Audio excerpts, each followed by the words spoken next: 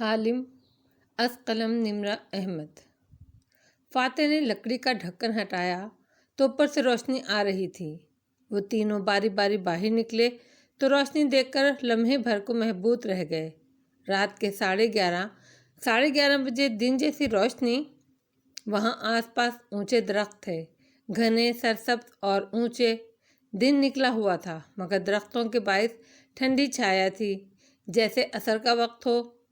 فاتح نے کلائی بلند کی اور گھڑی دیکھی۔ ڈیجیٹل واچ رات کے 11:30 کا وقت ہی بتا رہی تھی۔ اس کے ابرو اچنبھے سے اکٹھے ہوئے، گردن گھما کر تالیہ کو دیکھا۔ یہ کہاں لے آئی ہو تم ہمیں؟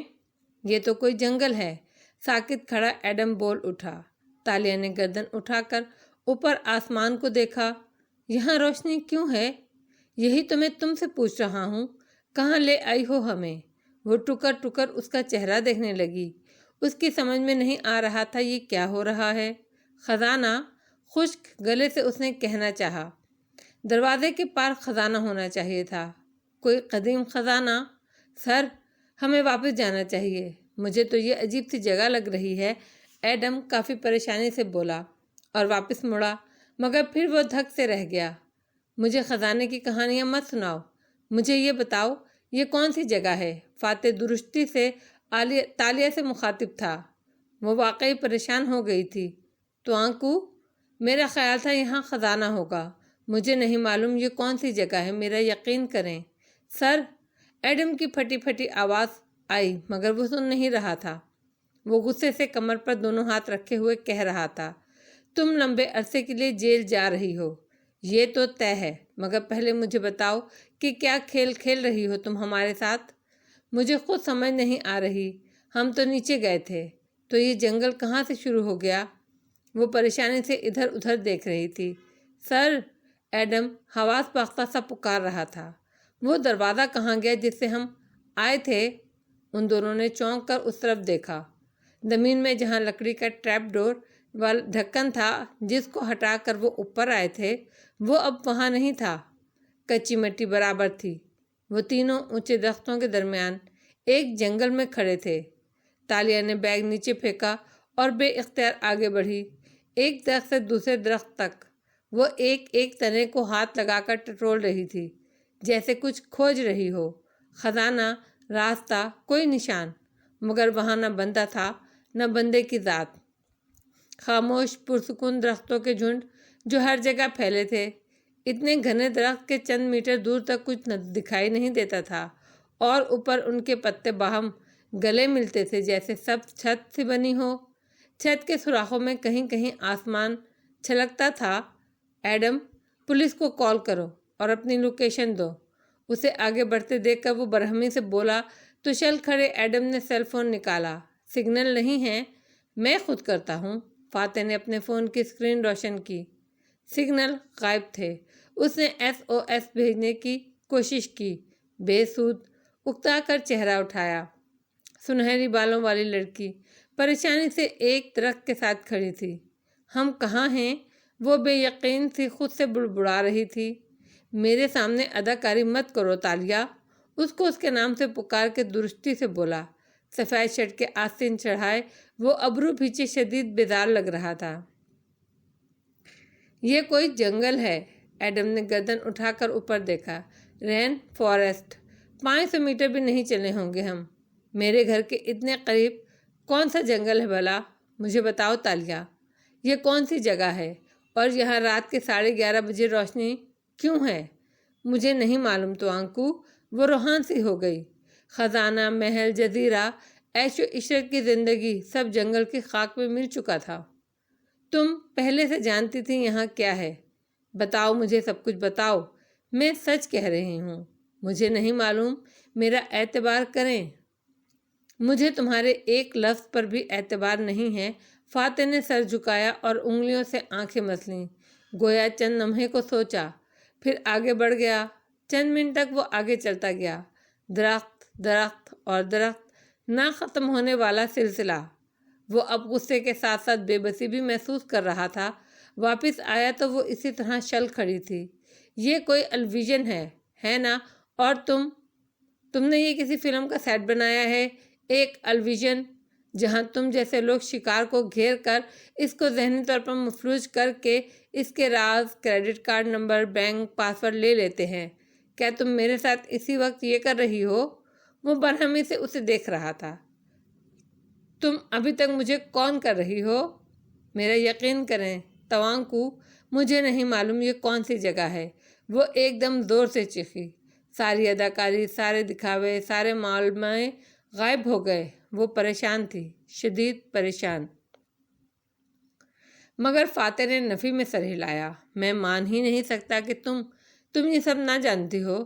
ایڈم ان دونوں سے بے نیاز زمین پر اس جگہ بیٹھا جہاں وہ ٹریپ ڈور تھا اور وہاں سے پتے اور لکڑی کی ٹہنیاں ہٹانے لگا۔ نیچے مٹی ہی مٹی تھی۔ وہ روحانسا سا ہو کر سیدھا ہوا۔ ہم واپس کیسے جائیں گے؟ وہ چابی کہاں ہے؟ وہ چونکی۔ فاتح نے اسے گھورتے ہوئے جیب میں ہاتھ ڈالا، مگر مٹھی باہر نکالی تو اس میں راکھ تھی۔ پل بھر کو تو وہ ساکت رہ گیا، پھر بے یقینی سے تالیہ کو دیکھا۔ کیا تم نے میری جیب سے نکال لی؟ کیا چیز ہو تم؟ مگر تالیہ کی نظریں اس کی مٹھی میں موجود راکھ پر جم گئی تھیں۔ چابی راکھ ہو گئی تھی، اس کا چکر پورا ہو گیا تھا۔ نہیں، اس نے بے یقینی سے نفی میں سر ہلایا۔ یہ شاید خواب ہے، یقیناً میں خواب دیکھ رہی ہوں۔ فاتح نے اکتا کر سر جھٹکا اور دوسری سمت میں آگے چلنے لگا۔ درخت در درخت، ایک مسلسل چڑیوں کے چہچہانے کا شور، دور پانی کے چلنے کی آواز، گویا کوئی جھرنا بہہ رہا ہو۔ ہوا، آسمان، ہر شے حقیقی تھی۔ اس نے درختوں کو چھو کر دیکھا۔ نہیں، یہ سچ نہیں ہو سکتا۔ ملاکا میں ایسا کون سا جنگل ہے؟ یہ کوئی الویژن ہے۔ یہ لڑکی ڈرامہ کر رہی ہے۔ اس نے موبائل فضا میں بلند کیا، مگر وہ سگنل کیچ نہیں کر رہا تھا۔ وان فاتح کی فرسٹریشن اور بے چینی بڑھنے لگی۔ تالیہ ایک درخت کے تنے سے لگی آنکھیں موندے کھڑی تھی۔ یہ یقیناً ایک خواب ہے، ابھی میں جاگ جاؤں گی، وہ بڑبڑا رہی تھی۔ دل میں بار بار کوئی کہتا کہ آنکھیں کھولو، مگر نہیں، یہ خواب ہی تھا۔ اس کا خزانہ اصلی تھا۔ یہ نہیں ہو سکتا تھا کہ دروازے کے آگے سنسان ویران جنگل ہو۔ نہیں، وہ ابھی نیند میں ہے۔ جب وہ جاگے گی تو وہ وان فاتح کے گھر جائے گی۔ خزانہ کنویں کے نیچے تھا، وہ اسے ڈھونڈ لے گی۔ ایڈم ابھی تک زمین پر بیٹھا ہاتھوں سے مٹی کھود رہا تھا، پھر کسی خیال کے تحت رکا۔ پولیس آنے والی ہوگی، اوہ ہاں، پولیس سیڑھیاں دیکھ لے گی اور یہاں پہنچ جائے گی۔ اس کی رنگت بحال ہونے لگی، آنکھوں میں امید جاگی۔ شکر ہے میں نے ان کو فون کر دیا تھا۔ وہ ہاتھ جھاڑتے اٹھ کھڑا ہوا۔ تبھی وان فاتح واپس آتا دکھائی دیا۔ بال ماتھے پر بکھرے تھے، ناک پر غصہ دھرا تھا۔ عین تالیہ کے سامنے آ کر رکا۔ آنکھیں کھولو اور مجھے بتاؤ لڑکی کہ یہ سب کیا ہے۔ تالیہ نے آنکھیں کھولی۔ جنگل ایک ٹھوس حقیقت کی طرح اس کے گرد موجود تھا۔ توانکو، اس کا دل ڈوبنے لگا۔ ذہن خواب کے مفروضے سے نکلا تو پریشانی پھر سے چھانے لگی۔ میں سچ کہہ رہی ہوں، میں نہیں جانتی یہ کون سی جگہ ہے۔ میں صرف خزانے کے لیے آئی تھی۔ مجھے کہانیاں مت سناؤ، مجھے سچ بتاؤ تالیہ۔ وہ 2-3 قدم قریب آیا اور اس کی آنکھوں میں برہمی سے دیکھا۔ تالیہ کے چہرے پر بے بسی پھیل گئی۔ میں کیا کروں جو آپ کو یقین آئے کہ میں بھی اتنی ہی ناواقف ہوں جتنے آپ ہیں؟ میں سچ کہہ رہی ہوں۔ وہ روحان سی ہو گئی۔ عجیب وحشت ناک جنگل تھا، عجیب ناراض شخص تھا۔ چہ تالیہ، آخر آپ پورا سچ بتا کیوں نہیں دیتی؟ آپ کو کہاں ملی یہ چابی؟ کس نے بتایا نیچے خزانہ ہے؟ زمین پر بیٹھا ایڈم جھلا کر بولا۔ میں اس چابی کو خواب میں دیکھتی تھی۔ میرا خیال تھا اس کے پیچھے خزانہ ہے، مگر میری دوست کہتی تھی کہ خزانہ نہیں ہے بلکہ… وہ ٹھٹک کر رکی، ایک دم شل ہو گئی، ایسے جیسے کسی نے سر پر بیلچہ دے مارا ہو۔ بلکہ… فاتح نے غور سے تالیہ کو دیکھتے ابرو اٹھائی۔ نہیں، تالیہ نے نفی میں سر ہلایا۔ وہ بس فضول بول رہی تھی، یہ ممکن نہیں ہے۔ وہ بے یقین تھی۔ کیا؟ مجھے بتاؤ، کیا کہا اس نے؟ وہ کہتی تھی کہ اس دروازے کے پاس 2 دریا ہیں، ماضی اور مستقبل کے۔ ان کو پار کر کے میں وقت میں پیچھے چلی جاؤں گی، کسی قدیم عہد میں جہاں سے میں کبھی واپس نہیں آ سکوں گی۔ مگر یہ ممکن نہیں ہے، کوئی بھی وقت میں سفر نہیں کر سکتا۔ ظاہر ہے کوئی بھی وقت میں سفر نہیں کر سکتا، وہ اکتا گیا۔ کر سکتا ہے، ایڈم کی آواز پر دونوں نے گردن موڑی۔ آئنسٹائن کی تھیوری ہے نا، اگر روشنی کی رفتار سے تیز چلو تو انسان ماضی یا مستقبل میں جا سکتا ہے اور اس کی واپسی تک وقت رک جاتا ہے۔ وہ تحیر سے کہتا آگے آیا۔ اس کی حیرت بھری نظریں تالیہ پر جمی تھی۔ تو آپ واقعی بمپورو میں سے ہیں؟ بمپورو کے بارے میں ہم بچپن میں کہانیاں سنتے تھے کہ وہ وقت میں سفر کر سکتے تھے۔ انہوں نے دروازے بنائے تھے جن میں چابی ڈالنے سے وقت کا قفل کھل جاتا تھا۔ وہ بنا پلک جھپکے تالیہ کو دیکھتا قدم اٹھاتا قریب آ رہا تھا۔ آپ کی گردن پر نشان ہے، آپ بمپورو ہیں۔ بچپن میں ایک کہانی سنی تھی میں نے کہ یہ نشان صرف مسافروں کی گردن پر ہوتا ہے۔ کیا واقعی ہم نے وقت کا سفر پار کر لیا ہے؟ شٹ اپ ایڈم، وہ بیزاری سے بولا۔ فضول باتیں مت کہو۔ یہ سب تالیہ کو دیکھا۔ اس لڑکی کا کوئی ڈرامہ ہے، اس کو سب معلوم ہے۔ مجھے کچھ معلوم نہیں، میں سچ کہہ رہی ہوں۔ میں صرف خزانے کے لیے تم اور تمہاری کہانیاں۔ فاتح سر جھٹک کر پلٹ گیا اور موبائل دیکھنے لگا۔ گوگل میپ نو سگنل، وائی فائی، جی پی ایس، موبائل ڈیٹا، کچھ بھی کام نہیں کر رہا تھا۔ اس کی گردن جھکی تھی۔ تالیہ اور ایڈم کی نظریں اس کی گردن پر جم گئی تھیں۔ آپ کی گردن پہ بھی نشان ہے سر؟ ایڈم متحیر سا بولا تو وہ چونکا، پھر بے اختیار گردن کی پشت کو چھوا۔ انگلیوں نے کھال میں کوئی فرق محسوس کیا تھا جو اس کے ماتھے کی سلوٹیں غائب ہونے لگیں۔ ایڈم نے اپنے سیل سے اس کی گردن کی تصویر بنائی اور اسکرین اس کے سامنے کی۔ یہ تو تالیہ نہیں بنا سکتی، ہو سکتا ہے وہ درست کہہ رہی ہوں۔ وہ اسکرین پر اپنی گردن کی پشت دیکھ کر منجمد ہو گیا۔ یہ بنا درد کے جلنے کا نشان تھا؟ نہیں، تالیہ پریشانی سے نفی میں سر ہلا رہی تھی۔ کوئی بھی وقت میں سفر نہیں کر سکتا۔ سکے پر مظفر آل سلطان لکھا تھا۔ ایڈم تیز تیز بول رہا تھا۔ پہلے 1437 لکھا آ رہا تھا، مگر یہاں آتے ہی 885 لکھا نظر آنے لگا۔ ان ہندسوں کا کیا مطلب ہے؟ وہ اچنبھے سے بولی۔ وان فاتح ابھی تک اسکرین پر تصویر دیکھ رہا تھا۔ یہ سال 2016 ہے، اسلامی کیلنڈر کا 1437واں سال، لیکن یہاں آتے ہی ایڈم خواب کسی کیفیت میں بول رہا تھا۔ ہند سے بدل کر 885 ہو گئے، یعنی عیسوی کیلنڈر کا 1459واں سال، 15ویں صدی کا وسط۔ وہ دھک سے رہ گیا۔ 15ویں صدی سے مراد 1401 سے 1500 تک کے تمام سال ہوتے ہیں، جیسے 1980 19ویں صدی میں نہیں بلکہ 20ویں صدی میں شمار کیا جاتا ہے۔ کیسی باتیں کر رہے ہو؟ ایسا ممکن نہیں ہے ایڈم۔ تالیہ کو وحشت ہونے لگی۔ 1459 سن عیسوی یا 885 سن ہجری وہ سال تھا جب سلطان مظفر شاہ کا انتقال ہوا تھا۔ شاید ہم واقعی مظفر شاہ کے دور میں پہنچ گئے ہیں۔ ایسا کچھ نہیں ہے، وہ تڑپ کر پیچھے ہوئی۔ میں ملائیشیا کی ہی رہنے والی ایک لڑکی ہوں۔ میں کوئی 15ویں صدی کے کسی لکڑہارے کی بیٹی نہیں ہوں۔ اچھا، یہاں دن نکلا ہوا ہے تالیہ، یہاں موبائل سگنل نہیں کام کر رہے۔ جب پولیس آئے گی تو میں ان سے کہوں گا تمہیں بھی اس لڑکی کے ساتھ گرفتار کر لیں۔ ایڈم، کیوں میرا دماغ خراب کر رہے ہو؟ فاتح غصے سے بولا، مگر اس کی آواز میں پہلی والی گرج نہیں تھی۔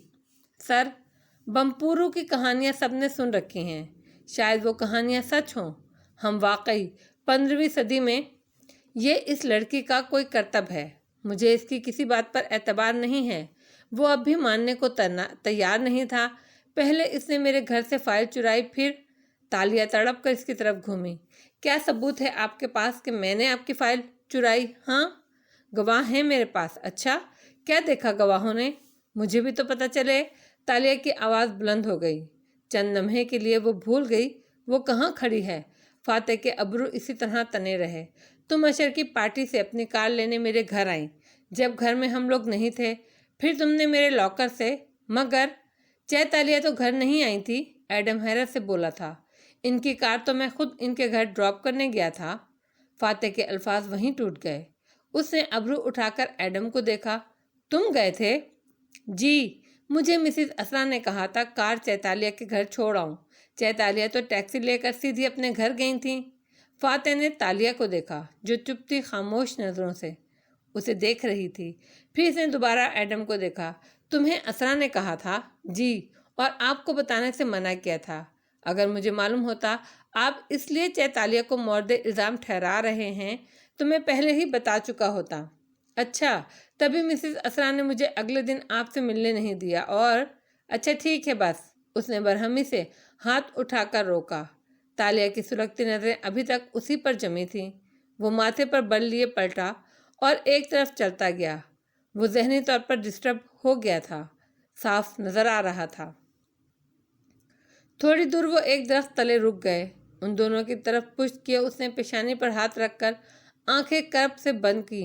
اسرا، تم اشر کے ساتھ… اف۔ وہ دونوں وہاں خاموشی سے کھڑے اسے دیکھتے رہے۔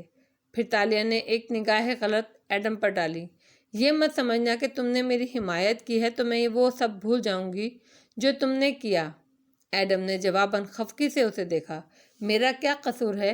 میں نے تو منع بھی کیا تھا کہ دروازے کو مت کھولے، مگر… چپ کرو، یہ سب تمہاری وجہ سے ہوا ہے۔ وہ ناک سے مکھی اڑاتی جھلا کر بولی۔ چند لمحے خاموشی سے گزرے۔ فاتح فاصلے پر خاموش کھڑا رہا۔ تالیہ درخت کے تنے سے ٹیک لگائے کھڑی رہی اور ایڈم ایک پتھر پر بیٹھا رہا۔ مجھے یقین تھا کہ خزانہ ہے۔ کچھ دیر بعد وہ خود سے بولی۔ خزانہ ہونا چاہیے تھا۔ یہ کیسے ہو سکتا ہے کہ خزانہ نہ ہو؟ آپ کو اب بھی خزانے کی فکر ہے؟ ہم مصیبت میں پھنس چکے ہیں چیتالیہ۔ ایڈم بگڑا تو تالیہ نے گھور کر اسے دیکھا۔ تمہیں اندازہ بھی نہیں ہے کہ وہ خزانہ میرے لیے کیا تھا۔ میں صرف یہ سوچ رہا ہوں اگر یہ واقعی 15ویں صدی ہوئی تو ہم اگر واقعی وقت میں 557 برس پیچھے چلے گئے ہیں تو… ایسا ممکن نہیں ہے۔ اس نے اوپر دیکھا۔ یہاں سے نکلنے کا کوئی راستہ ہوگا۔ میں ڈھونڈتی ہوں۔ بیگ کاندھے پر ڈالتی وہ شمال کی جانب چل دی۔ مٹی، پتھر، ٹہنیاں، وہ ہر شے کو جوگر سے عبور کرتی درختوں کے درمیان آگے بڑھتی گئی۔ چند منٹ ہی چلی ہوگی کہ اسے احساس ہوا یہ جنگل اصلی تھا اور بہت گھنا تھا۔ تالیہ مراد کا دل بیٹھنے لگا۔ یہ خزانے کا لالچ اسے کہاں لے آیا؟ کیسی جگہ تھی؟ کون سی دنیا تھی یہ؟ تم 15ویں صدی کی لڑکی ہو تالیہ، کسی غریب لکڑہارے کی بیٹی جو کسی وجہ سے وقت میں سفر کر کے آگے نکل آئی تھی۔ تم واپس جاؤ گی تو وقت وہیں سے شروع ہوگا جہاں سے تم گئی تھیں، جہاں سے مراد نے اپنی 11 سالہ بیٹی کو کھویا تھا۔ داتن کی آواز گونجنے لگی۔ اس وحشت زدہ جنگل میں تو داتن کی آواز کی بازگشت بھی سنائی دیتی تھی۔ اسے خوف سا آنے لگا۔ فوراً پلٹی اور تیز تیز واپسی کے لیے قدم اٹھائے۔ ابھی وہ ایڈم اور فاتح سے چند میٹر ہی دور تھی کہ اس کا پیر رپٹا اور وہ اندھے منہ نیچے گری۔ فاتح چونک کر گھوما، پھر تیزی سے اس کی طرف آیا۔ ایڈم بھی جگہ سے اٹھا۔ گرتے ساتھ ہی وہ کراہی مگر ان کو اپنے طرف آتے دیکھ کر فوراً سے اٹھی اور کپڑے جھاڑے۔ منہ پر گیلی مٹی لگ گئی تھی۔ اس نے ہتھیلی سے صاف کی، پھر ٹھٹکی۔ میرے خواب؟ کون سے خواب؟ وہ جو اس کو گرتے دیکھ کر تیزی سے آیا تھا، سنبھلتے دیکھ کر چہرے پر وہی بیزاری واپس لے آیا۔ میرے خواب وہ ہمیشہ سچے ہوتے ہیں۔ میں نے خواب میں دیکھا تھا یہ جنگل، ہم تینوں تھے ادھر اور ہماری گردنوں میں پھندے تھے۔ وہ خود سے بول رہی تھی جیسے بالکل مبہوت ہوئے۔ تو میرے خواب علامتی نہیں تھے، وہ ہو بہو مستقبل کا عکس تھے۔ اور کیا دیکھا تم نے خواب میں؟ وہ بغور اس کے چہرے کے اتار چڑھاؤ دیکھ رہا تھا۔ سوال پر تالیہ پہلے چونکی، پھر ماتھے پر بل ڈال دیے، ہاتھ جاڑے اور کچھ نہیں کہتی آگے بڑھ گئی۔ جنگل میں تیز روشنی محض آدھے گھنٹے میں گھپ اندھیرے میں بدل جاتی تھی۔ جیسے ہی مغرب کا وقت ہوا، چند منٹوں میں ہر طرف اندھیرا چھا گیا۔ پرندوں کی چہچہاٹ اونچی ہونے لگی۔ دور جھرنے کے بہنے کی آواز البتہ برابر سنائی دے رہی تھی۔ درختوں کے درمیان ایک خطے پر ایڈم کہیں سے 3 پتھر اٹھا لایا تھا، بڑے بڑے پتھر، اور خود ایک پر بیٹھ گیا۔ اب اس ڈوبتی شام میں وہ بار بار گھڑی دیکھ کر ان کو تسلی دے رہا تھا۔ ہمیں پولیس لینے آ جائے گی، کوئی تو آ جائے گا، ان کو وہ سیڑھیاں مل جائیں گی اور پھر وہ ہمیں یہاں سے نکال لے جائیں گے۔ تالیہ ساتھ والے پتھر پر بیٹھی اس کو سنتی رہی۔ فاتح کا پتھر خالی تھا۔ وہ دور ایک درخت کے تنے کے ساتھ بیٹھا تھا، ہاتھ میں ٹہنی لیے اس سے پتے توڑ توڑ کر پھینک رہا تھا۔ گاہے بگاہے موبائل نکال کر دیکھتا، نو سگنل۔ پھر ایڈم بھی خاموش ہو گیا۔ پرندے گنگناتے رہے، جھرنے کا پانی بہتا رہا اور حقیقت ہر گزرتے پل گہری ہوتی گئی، اٹل اور ٹھوس۔ یہ الویژن نہیں تھا، یہ واقعی کوئی جنگل تھا، کسی زمانے کا تھا۔ کون واقف تھا؟ کوئی واقف نہ تھا۔ وہاں زمان اور مکان کے سارے پیمانے ختم ہو چکے تھے۔ کوئی نہیں آیا ابھی تک۔ تالیہ نے کلائی پر گھڑی دیکھی۔ کوالالمپور کے وقت کے مطابق رات کے 2:30 بج رہے تھے، مگر یہاں اندھیرا ابھی چھایا تھا۔ کوئی آ جائے گا، ایسا ہو نہیں سکتا کہ وان فاتح غائب ہو جائیں اور کوئی ان کو لینے نہ آئے۔ سارے ملک میں کوہرام آ جائے گا۔ پتھر پر بیٹھے ایڈم نے سنجیدگی سے اسے دیکھتے ہوئے تسلی دی۔ تالیہ نے گھور کر اسے دیکھا۔ خیر، میں بھی کوئی لاوارث نہیں ہوں۔ رات گھر نہ پہنچی تو وہ موٹی میرے لیے بھی آئے گی، دیکھنا۔ کون موٹی؟ وہ حیران ہوا۔ میری برائلر مرغی جیسی دوست لیانا۔ اسے ایسے کیا دیکھ رہے ہو؟ کسی کو یوں موٹی نہیں کہتے چیتالیہ، وہ برا مان گیا۔ میں تو اس کو کالی اور بدصورت بھی کہتی ہوں۔ وہ اونچے پتھر پر ٹانگ رکھے بیٹھی تھی، چہرہ دائیں ہتھیلی پر گرا رکھا تھا۔ کیوں؟ ایڈم کی آنکھیں صدمے سے کھل گئی۔ درخت تلے بیٹھا فاتح ٹہنی سے پتے توڑ توڑ کر پھینکتا جا رہا تھا۔ کیونکہ اس سے کوئی اور پیار نہیں کرتا۔ دوست مطلب کے لیے تعلق رکھتے ہیں اور بچے غرض کے لیے۔ کوئی اس کو صحیح غلط نہیں بتا سکتا۔ وہ 50 سے اوپر ہے، مگر اس کا وزن بڑھتا جا رہا ہے۔ ڈاکٹر نے اس کو کہہ دیا ہے اگر وہ اسی رفتار سے چاکلیٹ اور جنک فوڈ کھاتی رہی تو وہ جلد مر جائے گی۔ میری نصیحتوں اور لیکچرز کا جب اس پر کوئی اثر نہیں ہوا تو میں نے اسے موٹی، کالی اور بدصورت مرغی وغیرہ کہنا شروع کر دیا تاکہ وہ اپنے وزن اور صحت کا احساس کرے۔ یہ تو غلط بات ہے۔ اسے برا لگا تھا۔ تو کیا کروں؟ موٹی کہنے پہ وہ برا ہی نہیں مناتی۔ بدصورت کہتی ہوں تو اپنا پتلے ہونے کے طریقے گوگل کرنے لگتی ہے۔ 2-4 نام اور رکھوں گی تو اپنے وزن کو سیریسلی لے گی۔ اپنی لاپرواہی اور بد احتیاطی کی وجہ سے موٹے ہونے والوں کو بار بار ان کی صحت کا احساس دلانا چاہیے، کیونکہ انسان جتنا پتلا اور فٹ ہو وہ اتنا ہی خوش اور موٹیویٹڈ رہتا ہے۔ وہ چونکہ ایک عورت ہے، اس لیے اگر کسی اور وجہ سے ڈائٹ پر نہیں جائے گی تو کم از کم اچھا لگنے کے لیے تو چلی ہی جائے گی۔ پھر بھی چیتالیہ، وہ کافی بے رحمانہ انداز ہے۔ تالیہ نے تندہی سے اسے گھورا۔ تمہیں ابھی تک معلوم نہیں ہوا کہ تالیہ تمہاری کوئی ایوریج فیری ٹیل گرل نہیں ہے۔ وہ سادہ اور معصوم سی ہو۔ میں کرمنل ہوں اور کرمنلز ایسے ہی ہوتے ہیں۔ پھر ناک سکیڑ کر منہ پھیر لیا۔ دفتن فاتح درخت تلے سے اٹھا۔ تالیہ نے کنکھیوں سے دیکھا۔ وہ اب اس طرف آ رہا تھا۔ چہرہ موڑ کر وہ دوسری طرف دیکھنے لگی۔ وہ اس کے سامنے پتھر پر آ کر بیٹھا۔ بولنا شروع کرو۔ انداز غصیلا نہ تھا مگر نرم بھی نہ تھا۔ وہ چونک کر اسے دیکھنے لگی۔ کیا؟ سب کچھ بتاؤ مجھے، شروع سے سچ سچ۔ اور آپ کو کیسے پتہ چلے گا کہ میں سچ بول رہی ہوں؟ میں تو جھوٹی اور چور ہوں نا؟ وہ اس کی آنکھوں میں دیکھ کر سلگ کر بولی۔ وہ ہنوز اسے انہی نظروں سے دیکھ رہا تھا۔ سیاہ آنکھیں چھوٹی کیے، ماتھے پر بال بکھرائے ہوئے تھے اور سفید شرٹ کے آستین اوپر چڑھا رکھے تھے۔ وہ جس فاتح سے واقف تھی یہ اس سے مختلف نظر آتا تھا۔ سچ کی پہچان ہو جاتی ہے، جیسے آپ کو مسز اسرا کی باتوں کی ہو جاتی ہے، وہ الگ بات ہے۔ تم نے میری فائل، میں نے آپ کی فائل چرائی ہے، بلکہ چرائی ہے لیکن آپ کے گھر سے نہیں۔ فاتح نے بے اختیار ابرو اٹھائے۔ مطلب؟ ایڈم بھی حیران سا اسے دیکھنے لگا۔ میں نے وہ اشر محمود کے سیف سے چرا کر آپ کو واپس کی ہے، وہ اسی طرح چبا چبا کر بولی، گلے میں آنسوؤں کا گولا سا اٹکا۔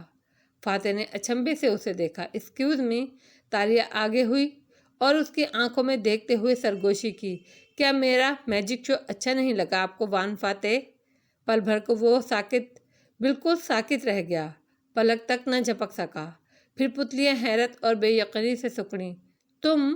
نہیں۔ کیا کبھی کسی جادوگر کو اسٹیج پر کھڑے ٹرک کا راز بتاتے دیکھا ہے آپ نے وان فاتح؟ مگر بیک اسٹیج تو بتایا جا سکتا ہے نا؟ آپ نے کہا تھا کبھی مجھ سے ملنے آؤ حالم، مگر میں نے کہا تھا نا کہ میں آپ کی توقعات کے برعکس ہوں سر۔ ایسی خواہش نہ کریں تو اچھا ہوگا۔ فاتح کی قوت گویائی چند لمحوں کے لیے زائل ہو گئی۔ تم حالم ہو؟ کوئی مجھے بھی بتائے حالم کون ہے؟ ایڈم نے ناسمجھی سے باری باری دونوں کو دیکھا، مگر وہ اس کی طرف متوجہ نہیں تھے۔ تینوں پتھر کے گرد اگے درخت اندھیرے میں ڈوبے خاموشی سے ان کو سن رہے تھے۔ کیا اب میری بات کا یقین کریں گے آپ؟ وہ شکوے سے بولی۔ آنکھوں کے کنارے بھیگنے لگے۔ فاتح نے سر اثبات میں ہلایا۔ بولنا شروع کرو۔ اس کا سارا غصہ، کوفت، حقارت سب غائب ہو گیا تھا۔ تالیہ نے پہلے اسے دیکھا، پھر ایڈم کو۔ اچھا ہوا اگر آپ لوگ مجھے جج نہ کریں۔ تم بولنا شروع کرو تالیہ، سچ بولنا۔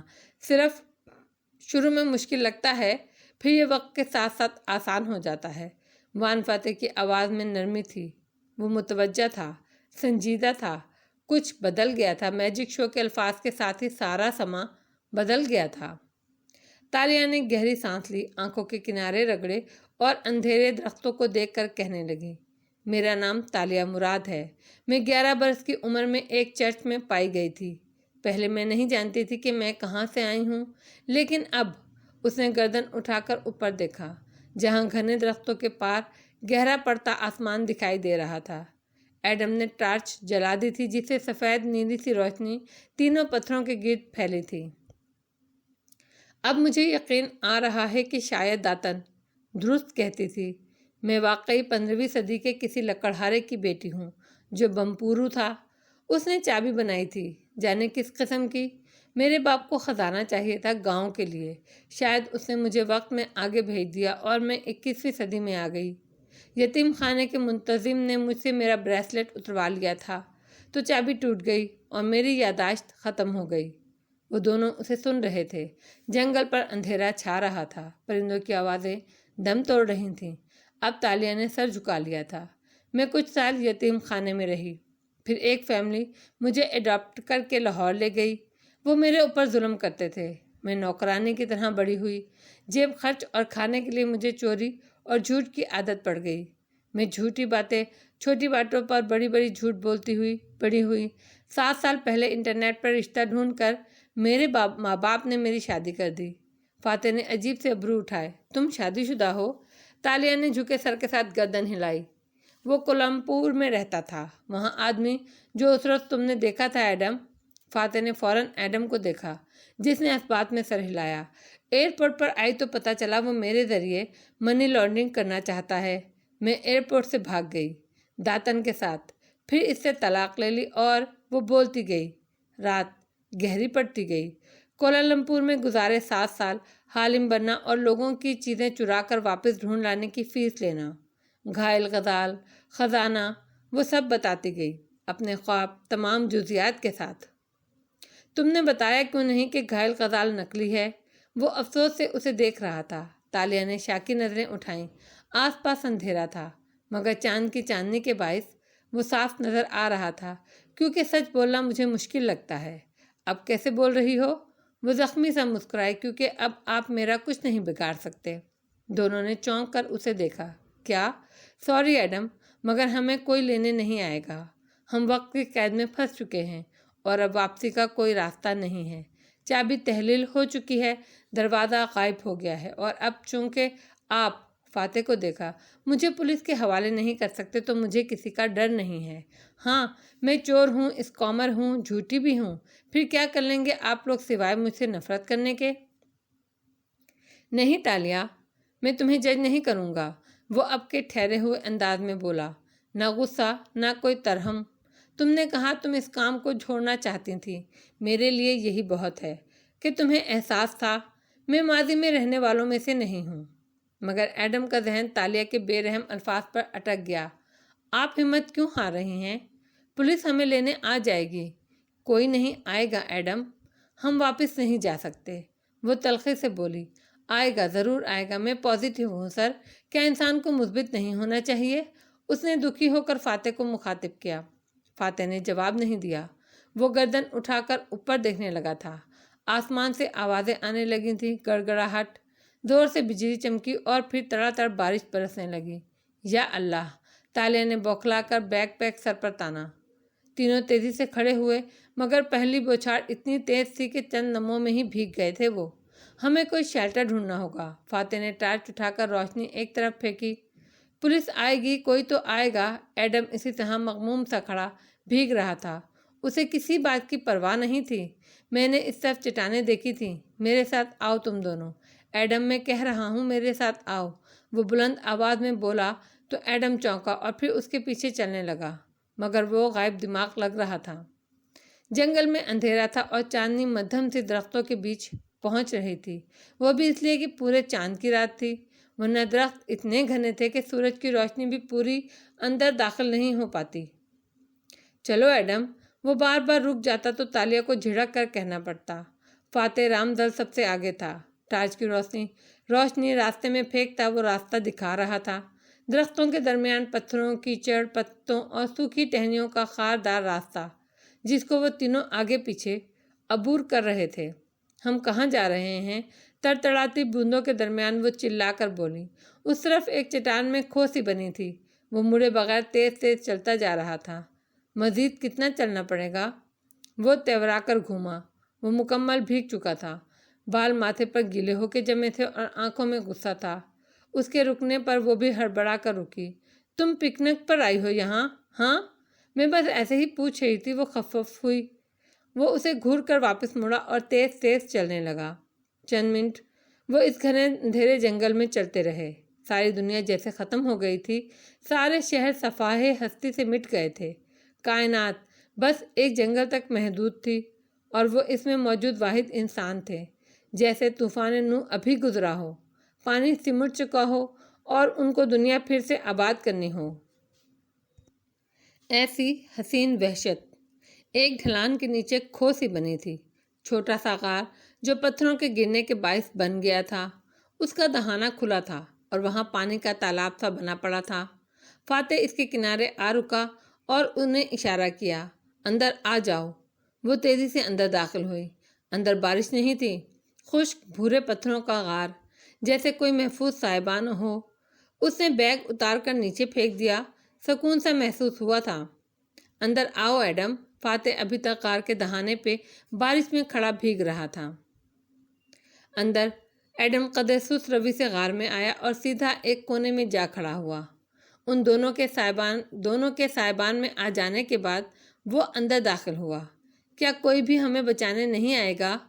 یہ کیسے ہو سکتا ہے کہ ہم غائب ہو جائیں اور کسی کو پرواہ بھی نہ ہو؟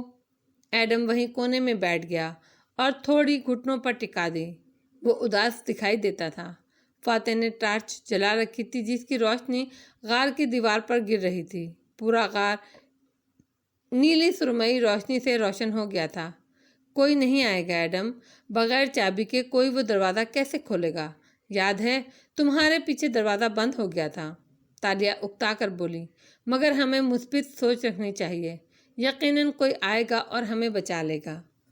فاتح خاموشی سے متصل دیوار کے ساتھ کھڑا تھا، وہ مسلسل ٹارچ کا بٹن جلا بجھا رہا تھا۔ غار میں روشنی پھیلتی، پھر اندھیرا چھا جاتا، پھر روشنی، پھر اندھیرا۔ وہ کچھ سوچ رہا تھا۔ کوئی نہیں آئے گا ایڈم، ہم مصیبت میں پھنس چکے ہیں۔ ایڈم کی آنکھوں میں کرچیاں سی ابھریں۔ کیا کسی کو ہماری پرواہ بھی نہیں ہوگی؟ میں بتا رہی ہوں نا، ہم نے دروازہ بند کر دیا تھا۔ مگر ایڈم نے سر دونوں بازوؤں میں چھپا لیا۔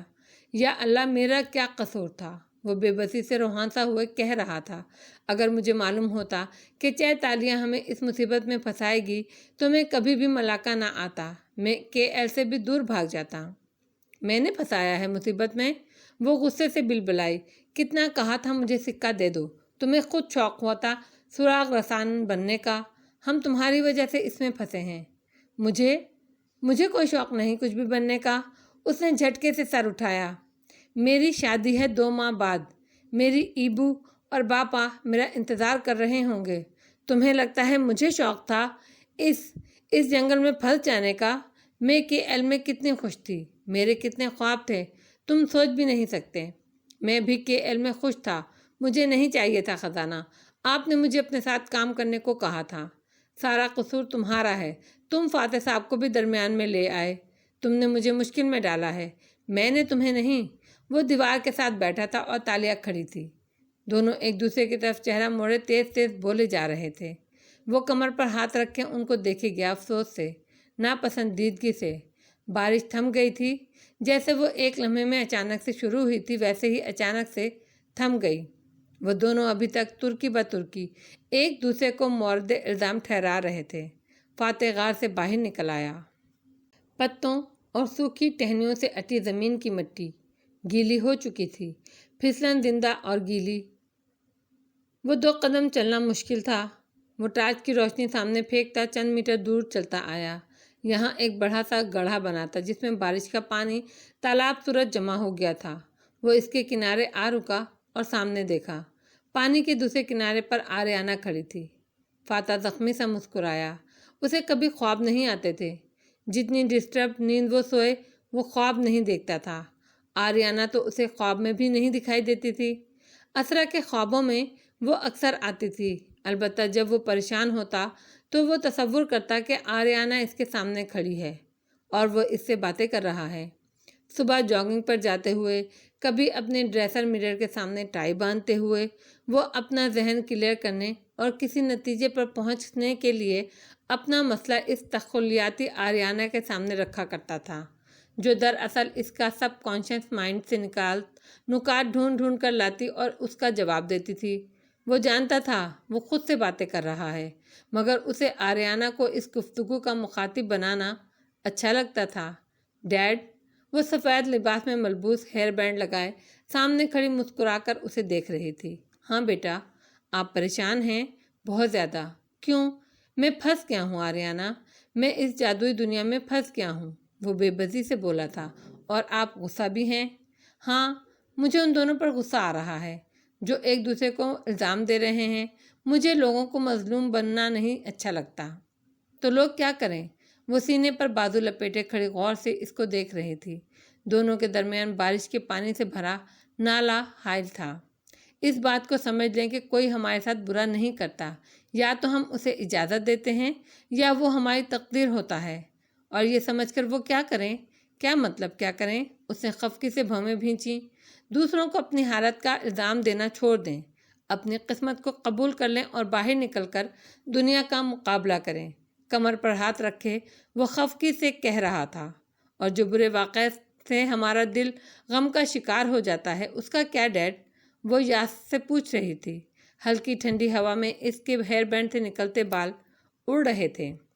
انسان برے وقت کو اپنی یادوں میں خود اچھا واقعہ بھی بنا سکتا ہے۔ کیسے؟ آریانہ کے ابرو تعجب سے اکٹھے ہوئے، یہ دیکھ کر کہ غلطی کہاں ہوئی، اور شکر ادا کر کے کہ اسے ایک سبق سیکھنے کو ملا۔ وہ اب قدرے آرام سے بول رہا تھا، اس کا ذہن دھیرے دھیرے ریلیکس ہو رہا تھا۔ کیا آپ اس مصیبت کو فیس کر رہے ہیں جو آپ کو پھانسے ہوئے ہے؟ میں کم از کم کسی کو الزام نہیں دے رہا، مگر آپ لیڈر ہیں ڈیڈ، لیڈر کی ذمہ داریاں زیادہ ہوتی ہیں۔ آپ کو وہ چرواہا بننا ہے جو سرکش بھیڑوں کو ایک جگہ اکٹھا کر کے ان سے کام لینا جانتا ہے۔ وہ اس کی آنکھوں میں دیکھتے ہوئے افسوس سے کہہ رہی تھی، مگر مجھے تو لگ رہا ہے آپ نے خود بھی ان حالات کو قبول نہیں کیا ابھی۔ میرا ایک ملک ہے پیچھے آریانہ، مجھے ایک ملک چلانا ہے۔ وہ ملک اب پیچھے رہ گیا ہے ڈیڈ۔ اس کے الفاظ وان فاتح کے دل میں بھالے کی طرح کھپ گئے۔ تکلیف اتنی تھی کہ چہرے پر ظاہر ہونے لگی۔ میں نے اتنے سال ایک مقصد کے لیے کوشش کی ہے، وہ میرا ملک ہے آریانہ۔ مجھے اگلے ہفتے تک الیکشن کے لیے پیپرز جمع کروانے ہیں۔ درد اس کے دل سے ہوتا سارے جسم میں سرایت کر رہا تھا۔ اب وہ سب ختم ہو گیا ہے ڈیڈ، اب آپ کو اس جنگل کو قبول کرنا ہوگا۔ اس نے نفی میں سر ہلایا اور 2 قدم پیچھے ہٹا۔ آنکھوں میں بے پناہ زخمی پن تھا۔ میرے بغیر میرے ملک کا کیا ہوگا؟ آپ کو اس وقت یہ سوچنا ہے صرف کہ آپ کے بغیر آپ کا کیا ہوگا۔ وہ بھی دکھی لگ رہی تھی۔ مگر میرا ملائیشیا وقت کی دھول میں غائب ہو گیا ہے آریانہ۔ اس کے حلق میں کچھ پھنسا۔ ہو سکتا ہے وہ دوبارہ کبھی کسی موقع پر ظاہر ہو جائے ڈیڈ، مگر اس وقت آپ سلطنت ملاکہ میں ہیں۔ یہ جنگل اور اس سے مقابلہ کرنا ہی سب سے بڑی لڑائی ہے۔ میں کچھ نہیں جانتا مجھے کیا کرنا ہے ڈیڈ، وہ نرمی سے مسکرائی۔ میں اتنے گھنٹوں سے دیکھ رہی تھی، آپ اس درخت کے پاس اداس بیٹھے تھے۔ آپ اتنی جلدی اداس نہیں پڑتے تھے، مگر وہ آپ کا فطری رد عمل تھا۔ آپ انسان ہیں، آپ گھبرا سکتے ہیں، میں مانتی ہوں، لیکن آپ بہت بہادر انسان ہیں۔ آپ نے زندگی میں اس سے بڑے بڑے امتحان دیکھے ہیں۔ وہ ہلکا سا مسکرایا۔ یہ جنگل ڈسٹرکٹ اٹارنی آفس کی دوسری کمپین سے زیادہ خوفناک نہیں ہے۔ ہے یاد ڈیڈی، کتنے مسئلوں میں پھنسے تھے ہم، مگر نکل آئے تھے نا۔ وہ ہلکا سا ہنس دی تو اس نے مسکرا کر سر ہلا دیا۔ تو اب میں کیا کروں؟ آپ نے اپنے ساتھ ان دونوں کو بھی جنگل سے نکالنا ہے۔ وہ دونوں میرے لیے اجنبی ہیں، ایک میں مجھے دلچسپی نہیں اور دوسری مجھے شدید ناپسند رہی ہے۔ لیکن آپ پھر بھی ان کو سنبھال سکتے ہیں ڈیڈ۔ پارٹی چیئرمین کا الیکشن ابھی نہیں ہوا، مگر سب جانتے ہیں کہ موجودہ چیئرمین کی پچھلے 1 سال سے غیر دلچسپی کے باعث بارسا نیشنل کو آپ ہی سنبھال رہے ہیں۔ وہ ایک سیاسی پارٹی ہے بیٹا، وہ اور بات ہے۔ سیاست ایک جنگل ہے۔ بارسا نیشنل کے اس وقت 2.5 لاکھ سے زیادہ ممبر ہیں۔ آپ کے کارکن جن سے آپ ہر وقت ای میل، فون، جلسوں اور باہمی ملاقاتوں کے ذریعے جڑے رہتے ہیں، آپ سے جو کارکن ایک دفعہ ملاقات کر لے آپ کو وہ ہمیشہ یاد رہتا ہے۔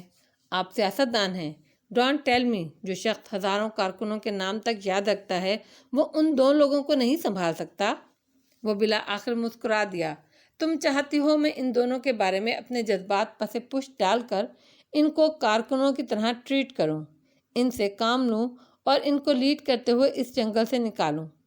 آپ کو یقین آ چکا ہے اب تک ڈیڈ کہ آپ واقعی وقت میں پیچھے جا چکے ہیں۔ آپ کو جنگل سے نکلنا ہوگا اور آبادی ڈھونڈنی ہوگی۔ اس کے لیے آپ کو وہی کرنا ہوگا جو آپ ہمیشہ سے کرتے آئے ہیں۔ Like father, like daughter. وہ کھل کر مسکرایا۔ نالے کا دوسرا کنارہ اب خالی تھا۔ آریانہ جا چکی تھی۔ وان فاتح کے ذہن کے سارے جالے صاف ہو چکے تھے۔ اس نے آنکھیں بند کر لیں، چند لمحے گہرے گہرے سانس لیتا رہا، پھر آنکھیں کھولی تو وہ ایک مختلف انسان نظر آتا تھا۔ وہی جو پارلیمان میں گردن اکڑا کر کھڑا ہوا تقریر کرتا تھا، جو کسی جلسے میں اسٹیج پر کھڑا مسکراتے ہوئے عوام کی طرف ہاتھ ہلاتا تھا، جو کیمپین آفس میں تیز تیز چلتے ہوئے تحکم سے اسٹاف ورکرز کو ہدایات جاری کرتا تھا۔ وہ چند گھنٹوں کے لیے کھو گیا تھا، مگر اب وہ واپس آ چکا تھا۔ اس کے قدم تیزی سے غار کی طرف اٹھنے لگے۔ واپسی کا سفر ویسے بھی جلدی طے ہو جاتا ہے۔ وہ غار کے دہانے تک آیا تو دونوں ابھی تک درستی سے بحث کر رہے تھے۔ تلخ کلامی اب تالیہ کے چور ہونے تک پہنچ چکی تھی اور وہ جواباً اس کو سکے کا لالچ آ جانے کا طعنہ دے رہی تھی۔ فاتح نے ٹارچ جلا کر ایک کونے میں کھڑی کی تاکہ سارا غار روشن ہو جائے اور کسی کی آنکھوں میں روشنی بھی نہ پڑے۔ وہ ٹھیک کہہ رہی ہے ایڈم، وہ سنجیدہ آواز میں بولا تو دونوں نے چونک کر اسے دیکھا۔ ہمیں لینے کوئی نہیں آئے گا، انتظار ترک کر دو۔ تالیہ کے رب اب مسکراہٹ میں ڈھلنے لگے تھے کہ مگر وہ غلط کہہ رہی ہے، ہم کبھی واپس نہیں جا سکتے۔ ہم جائیں گے اور ضرور جائیں گے، کیونکہ نہ میں ایڈم کی طرح انتظار کرتا ہوں کہ دوسرے آ کر مجھے مصیبت سے نکالیں، نہ میں تالیہ کی طرح دنیا میں صرف تلخ حقیقتوں کو دیکھتا ہوں۔ تالیہ کی مسکراہٹ سمٹ گئی، ناک سکیڑ لی۔ مگر سر کوئی آئے گا، ہمیں امید رکھنی چاہیے۔ آپ تو خود کہتے تھے کہ ہمیں مثبت سوچنا چاہیے ہمیشہ۔ اس کے الفاظ غار سے ٹکرا کر واپس پلٹ رہے تھے۔ باہر پانی اور پرندوں کا شور پھر سے سنائی دینے لگا تھا۔ دوسروں پر تکیہ کرنا مثبت سوچ نہیں ہوتا۔ وان فاتح نے کبھی دوسروں کا انتظار نہیں کیا۔ وہ آ کر اس کو مصیبت سے نکالیں گے۔ ہمیشہ خود کوشش کی ہے، اس سے بڑے بڑے جنگل دیکھے ہیں میں نے، اور میں کبھی نہیں ہارا۔ مجھے نہیں معلوم ہم کتنے وقت کے لیے اس جنگل میں پھنسے ہیں، مگر 2 باتیں آج دماغ میں بٹھا دو۔ دونوں دم سادھے اس کو بولتے دیکھ رہے تھے۔ روب سا تھا، ادب تھا۔ ایڈم دھیرے سے کھڑا ہو گیا تھا۔ پہلی بات، ہم یہاں کسی دوسرے کی وجہ سے نہیں پھنسے، ہم اپنی مرضی سے آئے تھے، اور دوسرا یہ کہ ہم یہاں سے واپس اپنی دنیا میں ضرور جائیں گے۔ اس ڈیٹ کلیئر؟ تالیہ نے سر ہلا دیا۔ ایڈم نے سر جھکا دیا۔ مگر تب تک ہمیں ان حالات کا مقابلہ کرنا ہوگا ایڈم۔ تم ملٹری میں رہے ہو، تم نے جنگل میں ٹریننگ حاصل کی ہوگی۔ تم تالیہ کو بتاؤ جنگل کے بارے میں پہلی بات کیا پڑھائی جاتی ہے؟ وہ آستینوں کو مزید موڑتے ہوئے کسی کمانڈر کی طرح حکم دے رہا تھا۔ ایڈم نے چہرہ اٹھایا اور خالی نظروں سے ان دونوں کو دیکھا۔ بتاؤ ایڈم، سارے دنیا کے جنگلوں کے بارے میں پہلی اور بنیادی بات کون سی بتائی جاتی ہے؟ ایڈم کے لب ہلے۔ نیور فائٹ دا جنگل۔ غار میں ایک دم ہیبت ناک سی خاموشی چھا گئی۔ تالیہ کا دل دھک سے رہ گیا۔ سنا تم نے تالیہ؟ ہم دونوں جانتے ہیں اس بات کو کہ تم بھی جان لو، جنگل سے کبھی لڑائی نہیں کی جاتی، صرف اس کے اندر سے راستہ بنا کر اس سے نکلنا ہوتا ہے، کیونکہ جنگل اور انسان کی لڑائی میں جنگل ہمیشہ جیت جاتا ہے۔ لڑیں گے نہیں تو زندہ کیسے رہیں گے؟ اس کا دل ڈوبا۔ زندہ رہنے کے لیے لڑنا ضروری نہیں ہے، خود کو زندہ رکھنا ضروری ہے۔ وہ قدر نرمی سے بولا تو تالیہ نے سر ہلا دیا، مگر وہ ابھی تک متذبذب لگتی تھی۔ کیا یہ وہی آدمی تھا جو اتنے دن اس کو نظر انداز کرتا، جھڑکتا نظر آتا تھا؟ اس کے بعد بے اعتباری کا فیض آیا، پھر سچ سن کر چپ ہو گیا، اور اب اتنا نرم اسے حوصلہ ہوا۔ کیا واقعی ہم واپس جا سکتے ہیں؟ اگر ہم آ سکتے ہیں تو جا بھی سکتے ہیں، میں نہیں جانتا کب، لیکن میں تم سے وعدہ کرتا ہوں تم دونوں کو واپس لے جانے کے لیے مجھے جو کرنا پڑا میں کروں گا۔ مگر تالیہ، وہ ایک دم الرٹ سا سیدھا ہوا۔ ہلنا مت۔ وہ دیوار سے لگی کھڑی تھی، آنکھیں حیرت سے چھوٹی کیں۔ کیا ہوا؟ ساکن کھڑی رہو، بالکل اسٹل، خاموش اور اسٹل۔ اب میں جو کرنے جا رہا ہوں اس پر ری ایکٹ مت کرنا۔ وہ بالکل ساکت ہو گئی، مگر چہرے پر حیرانی تھی۔ نظریں گھما کر ایڈم کو دیکھا جو دھیرے دھیرے اس سے دور ہٹ رہا تھا۔ تب اس نے پھنکار سنی، سارا وجود سن ہو گیا۔ ریلیکس رہو، تمہارے سر کے اوپر سانپ ہے اور یہ زہریلا ہے، مگر ہلنا مت تالیہ، ہلنا مت۔ وہ آنکھیں جھپکے بنا اسے دیکھتے ہوئے کہہ رہا تھا۔ وہ دم سادے کھڑی رہی، پھر پلکیں جھپک کر اسبات میں اشارہ کیا۔ ایک سیاہ چمکیلا سانپ اوپر دیوار پر پھن پھیلائے بیٹھا تھا۔ اگر تم اچانک ہلیں تو یہ حملہ کر دے گا۔ سانپ ہمیشہ ڈر کے حملہ کرتا ہے، وہ دھیرے دھیرے کہہ رہا تھا۔ ایڈم، تم بہت آہستہ سے نیچے پڑا بیگ اٹھاؤ اور کھولو۔ تالیہ، مجھے بتاؤ تمہارے پاس کوئی نکیلی چیز ہے؟ خنجر ہے، وہ بدقت بول پائی۔ وہ دیوار سے لگی تھی، چہرہ سفید پڑ رہا تھا اور پیشانی پر پسینہ آ رہا تھا۔ ایڈم نے آہستہ سے پیر سے بیگ کو قریب کیا اور دھیرے دھیرے سے نیچے بیٹھا۔ سانپ ہل نہیں رہا تھا، مگر گردن دائیں بائیں کر کے وہ آگے پیچھے دیکھ رہا تھا۔ سانپ دشمن ہوتا ہے، اور دشمن کو ہرانے کا طریقہ کیا ہے جانتی ہو؟ وہ تالیہ کی آنکھوں میں دیکھ کر کہہ رہا تھا۔ ایڈم نے بیگ کی زپ کھولی۔ کیا؟ اس کا چہرہ پسینے سے تر ہو گیا۔ دشمن کے سامنے پینک نہیں کرتے، خود کو ریلیکس رکھتے ہیں۔ اس کو علم نہیں ہونا چاہیے کہ تم اس سے ڈرتی ہو۔ ایڈم نے بیگ کھولا، اندر چند اوزار رکھے تھے، خنجر سامنے ہی تھا، سب کچھ بھیگا ہوا تھا۔ اس نے خنجر نکال کر فاتح کے ہاتھ میں دیا۔ آپ کو؟ وہ فاتح کو دیکھتے ہوئے رک رک کر بولی۔ لگتا ہے میں پینک کر رہی ہوں۔ ظاہر ہے تو پینک کر رہی ہو، بلکہ تم سفید پڑ رہی ہو۔ ریلیکس، ایک سانپ ہی تو ہے۔ اس نے خنجر دستے سے ہاتھ میں پکڑا، نظریں کسی شکاری کی طرح سانپ پر جمی تھی۔ میں خوف زدہ اس لیے نہیں ہوں کہ اس کے ابرو سے پسینے کے قطرے ٹپ ٹپ گر رہے تھے، اور لب ہلائے بغیر بدقت بول رہی تھی کہ مجھے سانپ کا ڈر ہے۔ ریئلی؟ وہ پھر آہستہ آہستہ قدم اٹھاتا قریب آ رہا تھا۔ مجھے اس بات کا ڈر ہے کہ آپ دونوں، اس نے گلابی پڑتی آنکھوں سے فاتح کی آنکھوں میں دیکھا، مجھے اس سانپ کے حوالے کر کے اکیلا چھوڑ جائیں گے۔ وہ ٹھہرا، قدرے بے یقینی، قدرے افسوس سے اسے دیکھا۔ تمہیں لگتا ہے میں اتنا برا ہوں؟ نہیں، آپ کو لگتا ہے کہ میں اتنی بری ہوں۔ ایک آنسو آنکھ کے کنارے سے ٹپکا اور پسینے کے ساتھ غلط خلط ہو گیا۔ اس نے جواب نہیں دیا، سانپ پر نظریں جمائے، مزید قریب آیا اور پھر ایک دم بازو بڑھا کر چاقو اس کے اندر گھونپ دیا۔ لمحے بھر کا عمل تھا، سانپ کا سر کٹ کر نیچے جا گرا اور لمبا سا دھڑ دیوار پر تڑپنے لگا۔ وہ تیزی سے باہر کو بھاگی۔ ایڈم نے سر کے گرتے ہی اسے بوٹ سے کچل دیا۔ وان فاتح نے اس کا تڑپتا دھڑ اٹھایا اور الٹ پلٹ کے بغور دیکھنے لگا۔ چند سیکنڈ میں اس کی تڑپ دم توڑ گئی۔ وہ ہراساں سی باہر کھڑی تھی، رسی نما دھڑ اٹھائے وہ باہر آیا اور اسے دور اچھال دیا۔ جنگل کے گھنے درختوں اور اونچی نیچی ڈھلوان میں وہ جانے کہاں غائب ہو گیا۔ پھر اس نے فرصت سے اس لڑکی کو دیکھا جو بار بار تھوک نکل رہی تھی۔ اسے دیکھتا پا کر وہ دوسری جانب دیکھنے لگی۔ میں جھوٹے وعدے نہیں کرتا، اگر آئندہ کہوں کہ میں تمہیں بچا لوں گا تو اس کا مطلب ہے میں تمہیں بچا لوں گا۔ ہاں، جھوٹ تو صرف میں بولتی ہوں، آپ سب تو بہت عظیم انسان ہیں۔ اس کا جانے کیوں گلا روندھ گیا، بھیگی آواز میں کہتی ہوئی تیزی سے آگے بڑھ گئی۔ چاندنی اتنی مدھم تھی کہ وہ چند قدم ہی آگے جا پائی، پھر رک گئی۔ اگر یہاں بھی سانپ ہوئے، او نو! واپس پلٹی اور غار کی طرف قدم بڑھانے لگی۔